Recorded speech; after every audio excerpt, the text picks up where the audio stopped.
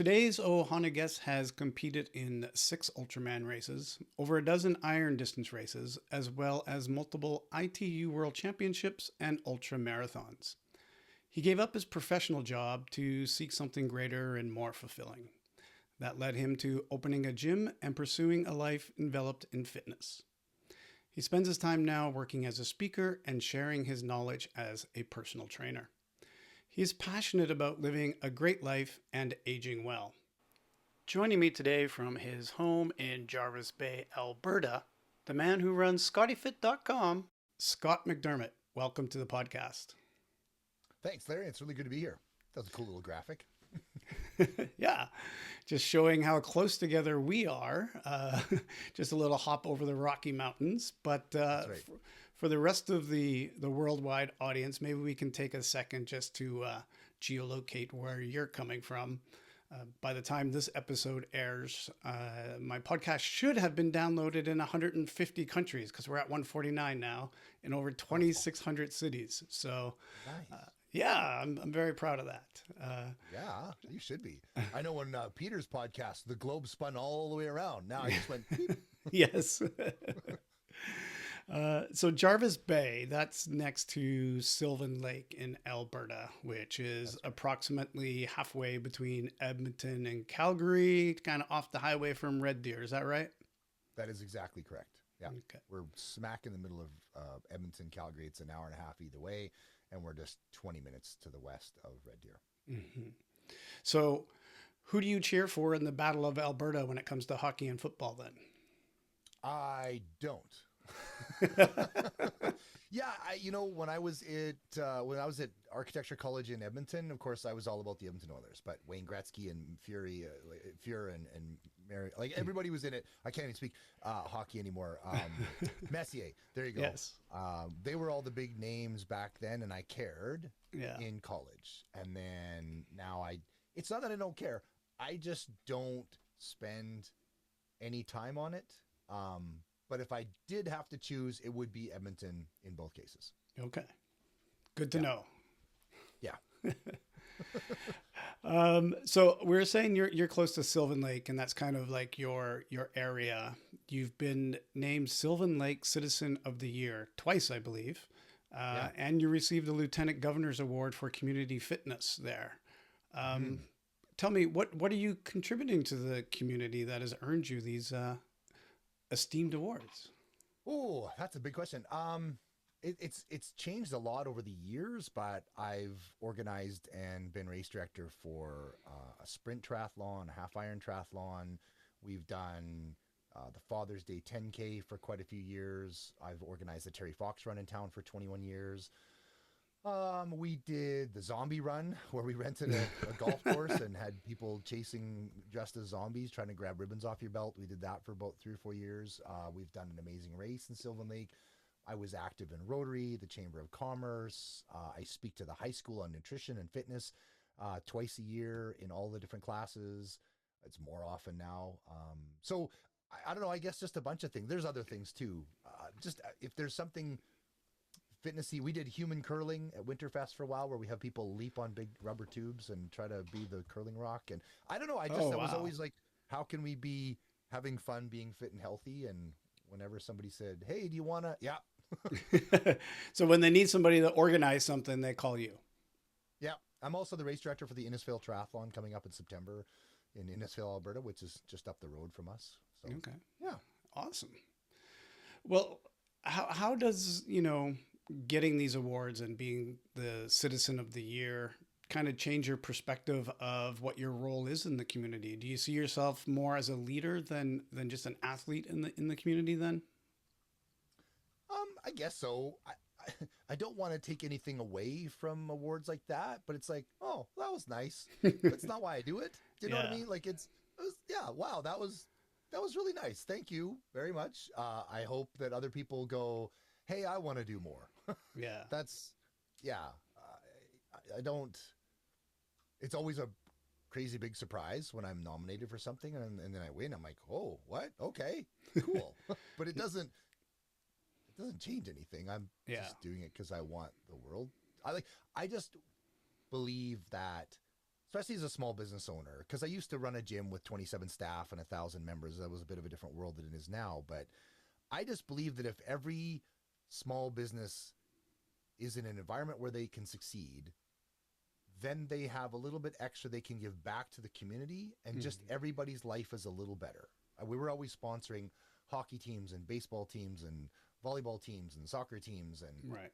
when a small business thrives, they do that, and that makes the world better. And I just wanted to make the world a little better. Yeah. And I think that probably would come from how you grew up, maybe.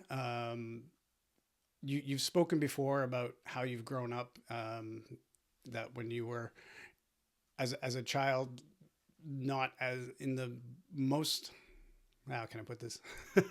You weren't in the best environment, and maybe that led you to this idea of I want to give back more, and maybe especially to kids in this way. Yeah. I love my parents. Obviously, they were wonderful people. They've both passed away now, but they were caught in the trap of alcoholism and all that garbage. And so that created a certain childhood that was what it was. Yeah. And so I've spent my life trying to grow from that and create a different reality. And so if I can be something different, you know, yeah, you never want to say anything. I'm not trying to say anything bad against my parents. They were stuck in a trap. Yeah. Right. They were alcoholics. It sucked. It was what it was. But as a father, I try to be the best parent I can, like any father does. And I'm screwing up my son in a new way. I don't drink and smoke and do drugs, but my son still has challenges, right? He's a teenager and there's nothing you can do about that. But Yeah. I'm always just trying to create that better world, I guess, than I got in some ways. Mm-hmm. Yeah. Well, I think we mentioned it in the opening here. You actually started in a career in architecture, but you said that left you overweight and sick and stressed, and you had to leave that life behind. What was it like back at that time for you? Yeah, going into high school, I wanted to be a gym teacher, which was ironic because you're a gym teacher. And they said, no, look, you need a real career. You're really good at drafting and all these different things. And so I did enjoy drawing buildings and deadlines. I have ADHD, so when I hyper-focus, I can do some pretty cool things. And it was good. But I wanted to make junior partner in the firm, so I was working really long days and managing a team of people and doing site inspections and all this kind of stuff and tons of stress. I had no idea how to feed myself. I was just on the news. It says we should eat low fat. Okay. I didn't know what I was doing. And so after 13 years of architecture, I was 240 odd pounds and no muscle mass. And I was just sick and broken all the time. I had broken my back in high school in gymnastics class. I broke my back and it just hurt all the time. Like I just was always in pain. 29 years old and I felt like I was 60. And I was like, this is garbage. Like, what am I? There's got to be another way to do this. And I finally went to a doctor that just said, well, you got to eat right and exercise and take care of yourself. And I thought, well, I think I could do that. I joined a gym, met a trainer, and within 5 months, I had dropped 40 pounds of fat and put on 18 pounds of muscle. And I had a six pack and everything was different. Everything was better. And then pretty soon there's 50 people in the office and they're all kind of like walking up to my desk like, how did you do that? Can you help me a little? Because at first they were making fun of me. Oh, yeah, McDermott's going to not eat sugar. Like they didn't believe it. Yeah. But then all of a sudden you couldn't help but notice I was a completely different person. Yeah. And so then I got my certifications and then I started working in a couple different gyms in the weekends and evenings part-time because I loved it. And I went to a personal development course, like a Tony Robbins kind of thing where you walk on fire and do all these things. And I came back to work on Sunday night and Monday morning, I was like, whoosh, here's my resignation. 2 weeks from associate partner. And they were like, what are you doing? My mom was, what are you doing? My wife, what are you doing? I'm like, I'm on the top of the ladder on the wrong building. I can't, this isn't what I'm supposed to do with my life. I don't want to lock in to this. So I just went to work at a couple of gyms. And then I realized that you can't really pay the bills just being a part-time trainer. And so we sacrificed everything. And did you have the growing family at that point? Nope, it was just me and my wife. Okay. Which did make it a little easier to pivot. Yeah, we were trying to get pregnant, but we hadn't had success with that yet. That actually took 15 years to have a child, which I was like, man, if I'd have known that this was going to be this hard, I wouldn't have worried about it when I was a teenager. No, that's a dumb idea. But yeah, I know it was easier to pivot that way. And we just had some family that was willing to support us on the journey. And so we mortgaged ourselves to the hilt, and I built a gym. And it was awesome. I was in my groove. Yeah. So tell me more about that. Tell me about this, the gym that you built up. You said you had, what, 27 staff? Like, this must have been a massive gym. Yeah, it was a 15,000 square foot building. We started at 10,000 and we outgrew it within about 3 years. And it just was awesome. We created this really amazing family sort of thing. And I guess I kind of found my groove in a sense. I mean, you're never perfect being a boss. You always make lots of mistakes, and there's things I wish I would have done differently, of course. But in general, lots of the teenagers that were in high school loved having me as their first boss, and that being their first job, because it was like the cool job in town, right? You weren't schlepping burgers and junk. You were at a gym. And so we created this really fun family atmosphere for the staff. We had a ton of fun together. We enjoyed what we did. We were up to good things. And I really enjoyed how much I learned about myself, about other people, about being a boss. Because I had no idea what I was doing. But I did have a business coach that helped, and I learned a ton. But we just had so much fun, and we really cared. And I think that echoed. And so we were quite successful in that sense. Never really financially, but we got by. We stayed open in the tough times, and yeah, we built something really nice. And even what I love too is when I walk around Sylvan Lake now, because of course I lost everything in 2020 when gyms became illegal suddenly, and we had to shut it all down. It all went away. Sold off all my equipment and lost whatever. But even now when I walk around town, people are like, oh, I miss your gym so much. Yeah. So that's nice. Yeah, we did some good things. And it allowed me the freedom to go, okay, this is sort of, I've got a great team and a great gym and a great environment, and I want a goal. And there was a little half Ironman in town, and I watched these people rip by, and I was like, that looks cool. I wonder if I could do that. Like, I could not drown.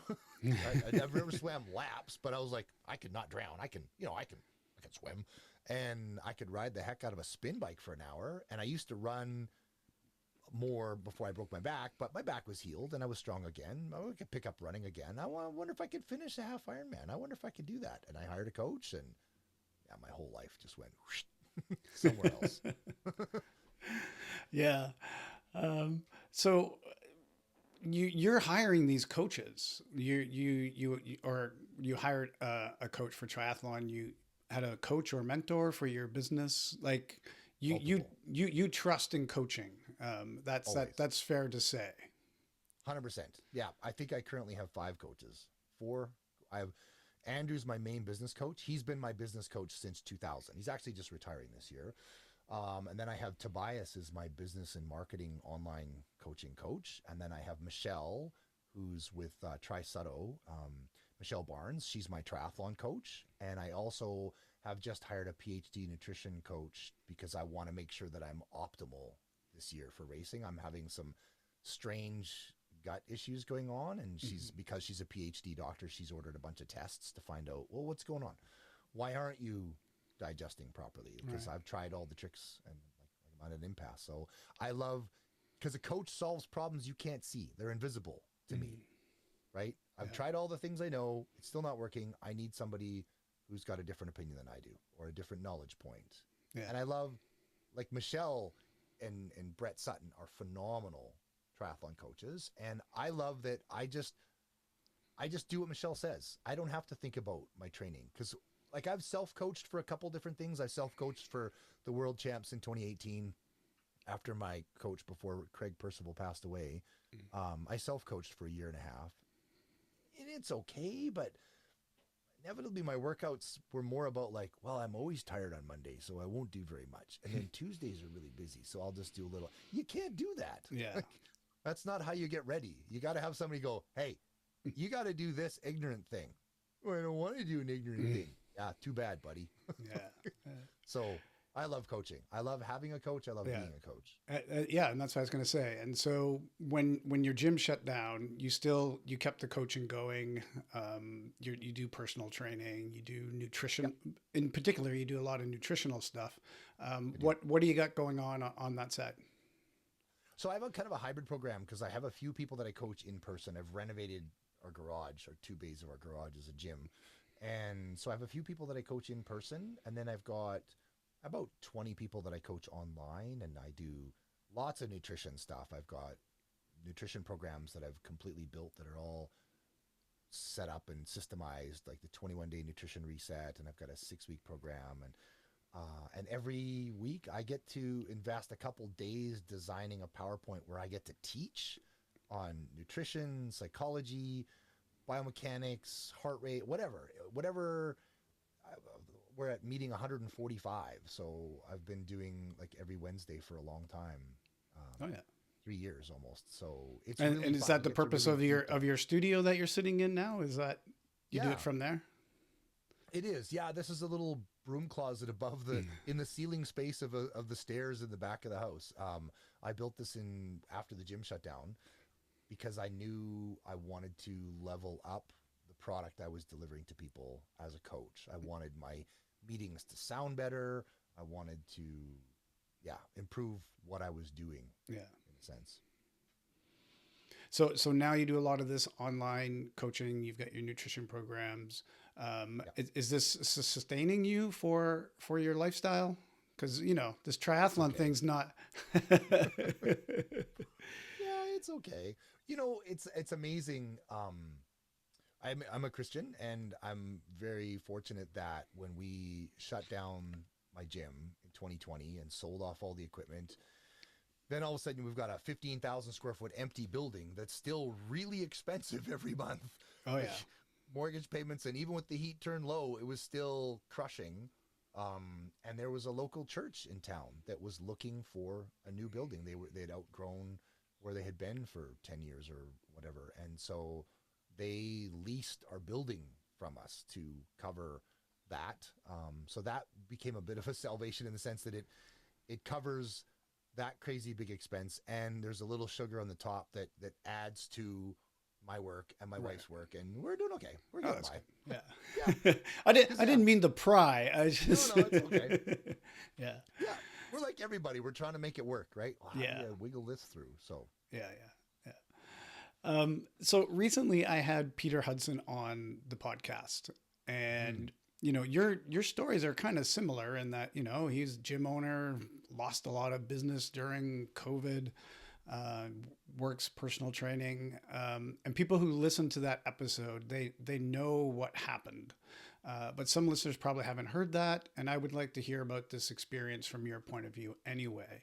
And, he was talking about how your relationship between the two of you has changed his life, because he was the first one on the scene at your accident when you were racing at the World Championships. So can you tell us a little bit from your perspective about that experience? Yeah, and it's fun because that experience starts a little earlier than the race. So as you know, one of the things we love about 515 is it's Ohana. It's family. It's different. It's different than Ironman. It's different than all the other. It's a family because we're going through this crazy difficult thing kind of together, because you see each other out there on the road, stuff like that. Now, Craig Percival was my coach at the time in 2015. And people know that name. Yeah, he's an amazing. He did 8 and 8 and 8 in Australia, 8 Ironmans in 8 days in 8 provinces of Australia. Crazy, amazing human being. But he knew Peter, and so when Craig and I were talking as the race was coming to be in 2015, he's like, "Oh yeah, you got to talk to Peter and Adam," and I was like, "Okay, great." So I reached out to them on socials. "Hey guys, I hear you know Craig, and I'm going to Ultraman too, and hey, let's connect. If you got any questions, I've done the race once before. I don't know if I can be helpful." So we had this little bit of an opening, and we met a couple times, and then I volunteered to be at package pickup for the rookies in the afternoon. So I met Peter and I met Adam, and we shook hands. We chatted about the race, and they asked some questions, and it was great. It was fine. And then the race started, And I remember waiting for my massage at the end of day 1, and I was sitting beside Peter, and he handed me a Vegemite sandwich. So you knew he was Australian. And we had a little laugh, and there's this one little photo of him and I sitting on these plastic chairs waiting to get a massage, and I'm eating a Vegemite sandwich beside Peter, and it was great. Wait, quick sidebar here. Yeah. What's your feeling on Vegemite? Oh, it's a no. Yeah, okay, good. That's just salty, yucky. I don't know what the... No, thanks. Yeah. All right. I get that if you're in the Australian outback and times are hard and you absolutely need some sort of vegetable source that won't rot, Vegemite is awesome. Yes. But outside of that, it's a no for me. Yeah. Sorry, Australian fans. Yeah. Hey, salty. Yeah, no, but that's okay. Right. I was very much appreciative of the Vegemite sandwich. And then, yeah, we chatted it up a little bit in the morning, and I rocketed off on day 2. I love to go downhill fast, so I tend to make up a bit of a gap at the start of day 2, and then slowly catch people or pass through them. And Peter and Adam were a little bit ahead of me, so I had to work to catch them, and I caught up to Peter, and we were coming up beside each other, going through the gullies in Hawaii, and we were going up this bit of a climb. We were just chatting it up, and because, you know, you're not drafting when you're going up a 12% grade. So we weren't worried about drafting. We were chatting a little bit. And he was like, you know, we've only got a half Ironman left. And I was like, oh, that's so cool. But I was really committed that year to try and push to do as well as I could. Like I had this, I wonder if I can be top 5. And Peter was 10th and or 11th. I passed him, putting me in 10th. And I could see the crew van for 9. More often. So I knew I was gaining on 9th, and I was just ripping along on a bit of a downhill in a light rain. And then I woke up in a hospital. Then, like, that's literally what my memory is. Chatting with Peter and then waking up in a hospital going, what happened? Where's my bike? How did I get here? And my best friend Lyle was sitting in the chair at the end of the room, and he stood up, and I had stuff sticking out of me, and I had metal staples holding my skull together, and everything hurt, and it was, yeah. So there's a whole piece there that happened that I didn't know about until I saw the video footage much later. Right. But yeah, we know kinetically and from Peter's story and stuff that I moved over to go up on the footpath to avoid some traffic oncoming, and my wheel slid out on the algae. So, because Adam said, yeah, the algae was so bad he fell on his butt running to me. So my wheel just slid to the right, and I put my hand down, and I sprained my wrist. I broke my arm in 3 pieces. I shattered my shoulder. I busted 5 ribs, and then I just started to ragdoll. And my helmet spun because my strap wasn't tight. I was one of those dummies like, oh, I don't like it tight. It hurts. Tighten up your damn strap. Anyway, my helmet spun, and I at some point flipped over, and I cracked my skull on the concrete and broke my skull open, exposing my brain. And I had split my face open, and I tore my MCL and busted a bunch of cartilage in my knee. It was a thing. And it was a thing. Yeah. Peter was right behind me. Yeah. He describes it as when he walked up onto you, he thought he was walking up to a dead person. Yeah. Peter now. That was how bad it was. Yeah. It was not good. Yeah. Not and good at all. And at the time you were making this documentary. Yeah. You didn't know that the documentary was going to be about this. What was the purpose of the documentary before all of this happened? What were you thinking? Wow. So now you just asked unintentionally, I think, a really deep question, which I think is, why do we do these crazy hard races? Because they are. Yeah. Ultraman's really freaking hard. Ironman's really hard. It's like, why do you do this? And for me, it came to the mental realization that I was broken inside. I still had the baggage from being an adult child of an alcoholic family and all that crap, where I didn't believe I was good enough, and I didn't believe I was worthy, and I was trying to prove to my family that I was good enough. Mm-hmm. And so I kept trying the next level hard thing to prove that I was good enough. So I did Ironman, and they didn't notice. And then I did that for a while, and then I made it on Team Canada, and I went to the World Championships in Holland. They didn't notice. And I went to the World Championships in Australia, and they didn't notice. And then I was talking with an Australian, Nick Mallet, leading into the 2010 Ironman race in Penticton. And I was sitting for lunch with my friend Cheryl, and Nick was there, and he's like, "Oh, mate, you got to give Ultraman a try." And I was like, "Shut up. Those guys are nuts." And then he was like, "Well, think about it. You could swim for 10K if you had a kayak feeding you water. Like, once you get into steady state swimming, you could swim for a long time. Swimming's not that." It's like, "Yeah, okay." And he says, "And you're really solid on the bike," because I'd done 400-kilometer fundraisers for cancer, and I'd done all these crazy things. I'm a pretty strong cyclist. So I knew, he was like, "You could crush day 1 and day 2 on the bike." And I was like, "Yeah, but a double marathon, come on, that's ridiculous." And he goes, "But think about it. What's your marathon time?" I'm like 3:28-ish. And he goes, "Okay, so back it off to 4 hours, take a half-hour break to change your shoes. You still got like 7 hours to do a marathon. You can walk it and finish." And I was like, "Oh, that's a really good idea." So I signed up for Ultraman Canada, and I did it in 2011. Yeah. And again, partly because I wanted the challenge and for my own enjoyment of the sport and all that stuff, but partly to go, "Oh, my family will notice this. They'll see that." And they didn't. Yeah. Didn't notice. They didn't care. Like, just never even asked a question about it. Yeah. So then I went to the World Championships. So my son was born in 2012. I took a year off, and then I went to the World Championships in 2013. And I placed 21st in the world. And we went home for Christmas, and they never said a word. And after 10 days at home, my wife she got sick of it. She started to bring it up, and I was like, "Honey, just don't. Just let it go. They don't. Just, Yeah. this is just awkward now. Don't bring it up." Because they never asked. They never said, "Hey, were you at the World Championship and placed 21st in the world? What was that like?" Nobody ever asked that question. And so then I thought, well, I'll make a movie. And then they can see it, right? Do you know what I mean? Like, so this was all subconscious. This wasn't, I didn't understand this until after the crash. But we were making a film because I thought it'd be really cool to make a movie to show 515 to the world, because nobody knows about it. It doesn't get the press. It doesn't get the news. It doesn't get the coverage. It's this quiet little race. There's no prize money. You get a crisp high five and a medal, you know? So I thought it'd be really fun to make a short movie, because I go to the Banff Mountain Film Festival World Tour every year. We watch all these great films. And I was like, we could make a film this good. So I hired my buddy Drew to make a short film. And then the plot changed, and he kept filming, and it shifted to be this regular kind of guy's attempt to try and be top 5 to, can Scotty recover and make it back to the World Championships after a near life-ending crash? And the movie became really something else. Yeah. So, yeah.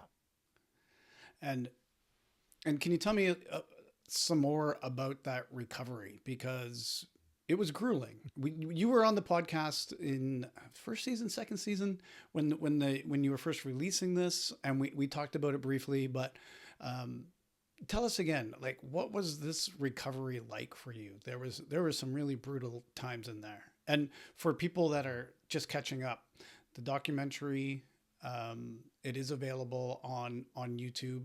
If you want to pause the podcast and go see it and come back and or watch it afterwards, I'll have the link in the show notes. But yeah, can you tell us a little bit more about that recovery?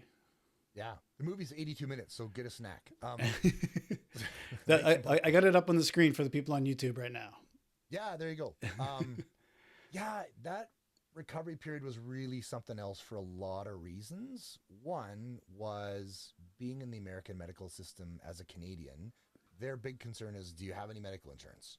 Because this is expensive. Yeah. And so I was in the brain trauma unit at Queen's Medical in Oahu, and I had broken my skull open. I had hemorrhaging to the frontal lobes, and I had a brain injury called a diffuse axonal scarring, where the white matter and the gray matter of your brain get torn apart from the sheer force. Oof. Plus I had the point impact at the base where my skull broke open.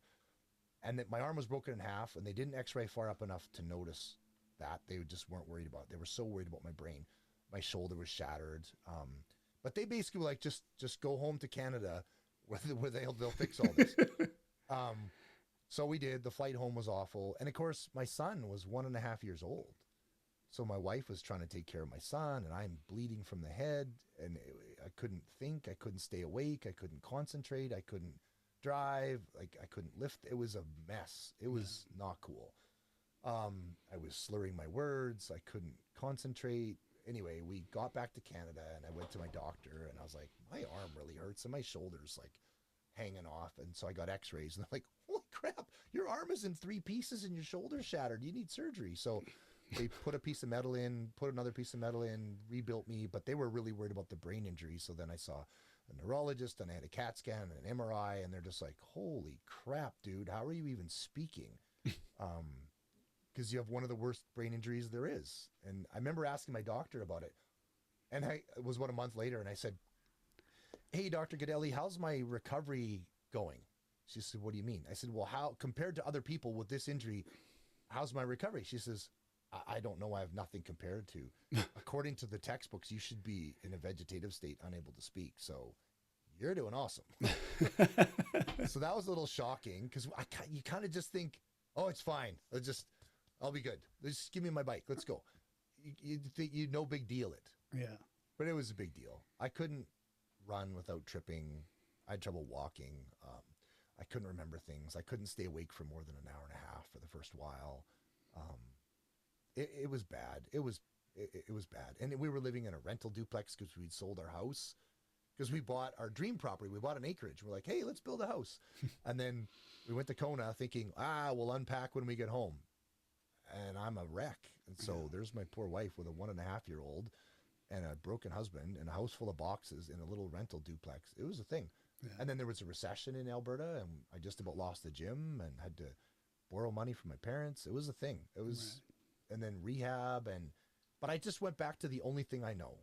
I started training. I hopped on a spin bike with my arm Velcroed up and I just turned him over a couple times. And then 30 days after my surgery. Was that recommended? Like with a brain injury and pumping blood through your head? Like after 3 weeks. Yeah. There's actually all the research that shows it's one of the best things you can do once the healing process has begun. Okay.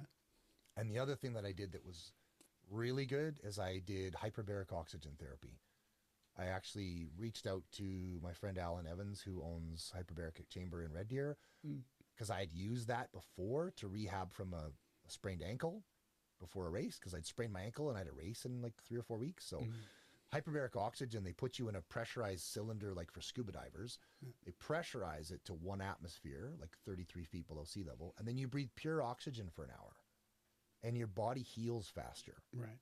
And I reached out to Alan actually from the hospital. I said, hey, I'm all broken and I got a brain injury. Will hyperbaric help? He's like, oh yes, it will. You get your butt in here as soon as you can. So I went 5 days a week for 3 months. I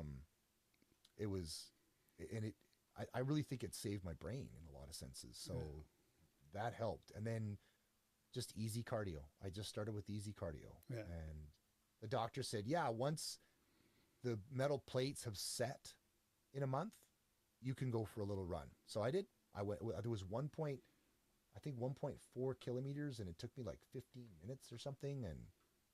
And I came home and I actually peed out black urine. It was anesthesia. My toilet smelled like a hospital room. It was gross. So the peristalsis, the jostling, the lymph nodes flushed out whatever was hanging on. Oh yeah. And what was exciting about that was the next day I got my sense of taste back. Because the doctor's like, we don't know. You might never get your sense of taste back. Yeah. Which I was not thrilled about. Yeah. Well, that's what happened to Lucy. When Lucy had her injury, she has not got her taste back. Yeah. Brain injury as well from biking. Yeah. My neurologist, Dr. Imokwede, one of the things he said to me that I thought was profound, he said a brain injury is like taking a laptop that is running a bunch of programs and smashing it on the ground as hard as you can. Pick it up, reboot it, see what still works. Yeah. And it's different every time, every person. So I was super lucky, but I was trying to run a business and I'm the marketing guy. And I didn't have anything that you could hand to anyone. I just did it all. And now all of a sudden I'm not doing it all. And it's January and we're a gym and we're doing nothing. And so we just started to nosedive. So it was really hard financially, emotionally, mentally, physically. It was a long haul. Yeah. Yeah. And where did the name, the Warrior Code come from? Okay, don't laugh, but it's from Rocky IV. There's a song by Survivor in Rocky 4 called "In the Burning Heart," and in the middle of that song it says, "In the warrior's code, there's no surrender. Though the body says stop, the spirit cries never. Deep in our heart, a quiet ember knows it's you against you. It's the paradox that drives us on." And I love that song. As a teenager, going through hard times with all the crap that was going on with parents and bullies and all that junk. And so that just had always spoke to me. And the course that I went to that got me to quit my job was called Enlightened Warrior Training. Oh, And so just that whole warrior thing just has always resonated. And not warrior in a negative battle, kill people warrior, but warrior in the sense of not in a Pete Hegseth way. yeah, warrior in a being your best and shining your light as bright as you can and helping other people warrior. Yeah. Right? Like not surrendering to challenges, leaning into the strain of challenge. That warrior spoke to me. And so, yeah, that's where warrior code training came from. Living the warrior code, which is that thing where you don't quit when it's hard. Right. And how did you end up choosing that logo and where does that come from? This is great. I actually had a local Canadian lady and I was like, "Hey, can you design me a logo? I love Haida art and like I like Indigenous heritage that's done well. I love. Yeah. Can you design me a logo that's got like an eagle and like a yin yang and looks kind of Canadianish?" And this was her first draft. And I was like, "Perfect. Yeah. We don't need to change anything. This is a piece of art. This is my logo. It's tattooed on my calf." Yeah, she crushed it. It was amazing. Yeah. Now you've taken that film and you've shown it at some of the film festivals. I'll go back to that on the, you've got your awards or showings there on the label. What has it meant to you to share the movie and what does it mean for you now that it's still out there? It's really neat in a lot of different senses. Yeah, like we got to go to New York Film Festival and we won audience favorite in the Central Alberta Film Festival. It was really neat. That was a fun journey. But of course we launched the film in 2019 and within a minute it was 2020 and everything went, but whatever. One of the most powerful things, there's a couple, we toured it around Alberta towards the end of 2020 when things were opening up a little-ish and we were able to have limited seating in theaters, and so we would rent some local theaters and play the movie. And I got to take it up to my hometown in Fort St. John, BC, and my mom saw the film and my brother saw the film and my uncle and some of my cousins, and I kind of felt seen. But by then so that's the one thing. It was pretty neat to be seen and to inspire people. But the second thing that's been really amazing about it is, and we talk about it in the film, in 2018, getting ready for the World Champs to go for my comeback race, I was training in Arizona with my coach, Michelle, and I was running down a mountain. And I was running with a couple of really elite athletes and trying to stay with them kind of thing, including Michelle. And the demons in my head were beaking off.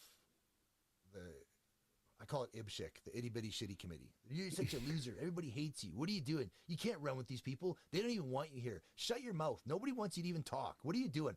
I had horrible voices in my head. Were unkind, which I inherited from childhood. "You're a loser. Nobody likes you. Everybody hates you. Shut up." That was rolling through my head, and I tripped. And I fell and I sprained 6 fingers. I gloved one, pulled one back. They had to sew it back on to the bone. Like it was a whole thing. So all of a sudden I'm in the hospital and they're pulling my fingers back together. And I'm sitting there going, what is going on? How come every time you're about to succeed at something, something dumb happens? Like, what is going on here? And then I found out about a fella named Inge Jarl Clausen, who's, he lives in Germany in Kiefersfelden. He's from, I can't remember if he's Norwegian or anyway, he practices this traditional healing method called vegetative training, which Inaki de la Pera, who won Ultraman Worlds, had done. I was talking to Inaki at one point and go, "Hey, I know you had some stuff you went through and you healed." He's, "Oh, you got to call Inga." Okay. So I actually flew to Germany and spent a week learning his techniques, which is basically, it's kind of like the North American thing, TRE, trauma release experience, but he hates it when you say that because there's as much different in a sense, but it's breathing techniques where you access trauma, memories, childhood junk, trauma, all that crap. Right. And some people do that with drugs. Yeah. But that's not your style. So you're going breathing. No, that's right. I just breathing. Yeah. And he processed me through a lot of things. For one, I was adopted, but I spent 6 months in a hospital from birth to 6 months because I had a hiatus hernia, so I was defective, so they wouldn't adopt me out. So I spent 6 months in a hospital. And he started teaching me about abandonment theory and how your brain wires that way, and that echoes. And all of a sudden, leading into the 2018 World Championships, I realized that one of the reasons I was doing ultra endurance stuff was to prove that I was good enough. And every time I got close to being awesome, my self-identity as a loser short-circuited and was like, no, you're not awesome. You have to stop. And it would stop me. And sometimes destructively. And so I learned about that and learned to just be okay with the process and to just truly love the sport for the sport without trying to prove anything to anybody. Right. And it's been this huge weight lifted off of me. And now I race because it's fun and I enjoy it and it's challenging. I want to take myself out for a test drive versus trying to prove to my family I'm good enough. I don't really care if they think I'm good enough. I am good enough. Thank you very much. So that was a huge journey. And so I love sharing the film because that dialogue is in there and that growth and that journey is in there. And if maybe somebody sees that and goes, wait a minute, I'm good enough. Hallelujah. Right? Yeah. It's worthy. How is it? You've come over that hurdle. You're training again, and this is in the film as well. But how is it that you're able to get back on a bike, think about going at speed, and racing that same course again? Like, where did you get any help on that mental journey? No. I was lucky in a sense, I guess, or personality lucky or whatever. But first of all, I don't remember the crash, which I think is a gift. My hard drive stopped recording and it didn't hang on to that. So I don't have flashbacks of that memory, which is good. Yeah. But I will say, when I'm ripping down a mountainside at 80 kilometers an hour, there's a part of my brain goes, and I'm like, shut up. I'm fine. I got it. I got this. So I'm aware of it. Yeah. And especially with having a son, because it never occurred to me that I could die doing triathlon. It occurred to me that I could get some road rash and maybe sprain something or whatever, but it never occurred to me that I could die. So now I don't chase 90 kilometers an hour downhill. I'm fine with 70. So it has shifted it a bit, but that's one of the beautiful things about my childhood that it took me a long time to see is that all of those challenges, and I was bullied and, blah, blah, blah. There's all kinds of stories of childhood. They made me really strong. I don't quit. I just don't quit. And that's just kind of been my developed personality. And it's part of 515. You got to be the person who doesn't quit. Yeah. Because it's hard. It's a mental game as much as a physical game. It is. You can do all the training you want, but when you get there on the race course, it's just you. And I love Ultraman and 515 because you got a crew. Your buddies are there. And so I love that whole thing where it's like, well, I'm going to take myself out for a test drive. Let's go. Let's see what happens. And then we'll just correct and continue as it unfolds with whatever happens. And there's a richness to that. Like even the world champs I just did in 2025, like I had a brand new crew, Craig and Chuck, because my previous crew, they've been through the emotional ringer. They're like, yeah, we don't want to do this anymore. It's too hard. So I have a brand new fresh crew, super great guys, Chuck and Craig. They're amazing people, just absolutely amazing people. And I remember before the race, they're like, because they're all in the mindset of like, how do we do this? And I was like, guys, you're amazing people. Just be amazing. You'll just do the right thing in the moment. Stuff will come up and we'll just handle it. And they did. They were amazing. They won the Kokua Award. Like, They're such good guys, and we had so much fun, and it was so hard, and it was all those things. Yeah.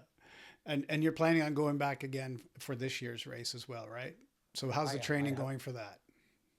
It's hit and miss. It's good. I have been accepted to go back in 2026 for the 40th anniversary of the Worlds, which is kind of cool. It's going well. Training camp in Arizona in February was excellent. Just feeling really strong and really good. It's never enough. I always want to be faster, always want to be stronger, always want to be leaner. So of course. It's a process, but it's going quite well. We're still early season. We're 35 weeks out, so it's still ongoing, and always want to be stronger, fitter, faster, all those things, but I'm working on it. It's coming along. I'm really excited to go back. Yeah. It'll be Chuck and Craig's second time crewing, so they'll be more comfortable, I think, in that sense, but they've signed on to be there again, and excellent. I'm stoked to see what happens. Like, I'm 57 this year, so it's different.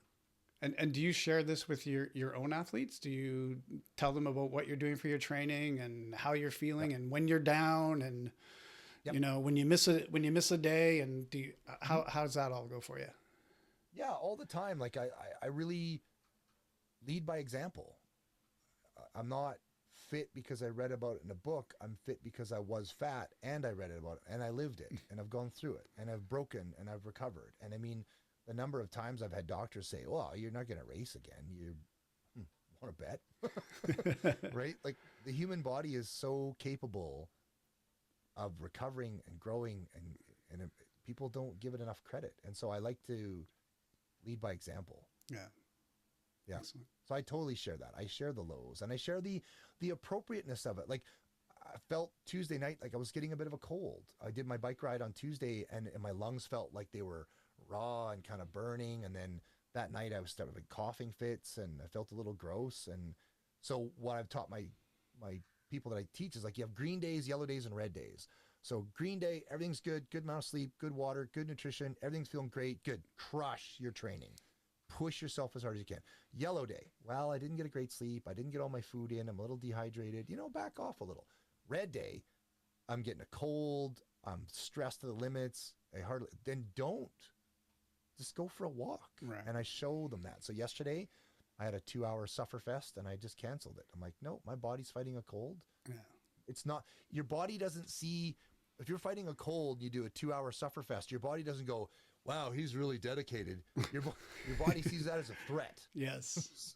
So there's a time to just back off. Yeah. How often does your watch match what you feel in your green, yellow, red when it's telling you, hey, today's a good workout day? Yeah. We call her Mrs. G. She's a jerk. You're overreaching. I do a training set and you go, 72 hours recovery. Yeah. Okay. Never mind. Yeah, she told me not to train every day of Ultraman last year. Woke up in the morning. First thing my watch says, you need to take a recovery day. No. Yeah. So you're going back again this year, and you raced last year. You didn't do those back-to-back races previously. What's taking you back right away this year? I've never done a back-to-back Ironman. I've always had a year off in between because it's physically and financially draining. But the big difference in 2025, first of all, there was parts of the bike course I had forgotten how hard they were. So I want to train a little harder for some of those hills. Forgotten for good reason. Yeah. Oh, I think survival instinct blocked that crap out. Yeah. Because there's not the crash, the uphills, right? The 19% grade sections that are just soul destroying, gear snapping, life questioning. But the biggest change was on the double marathon.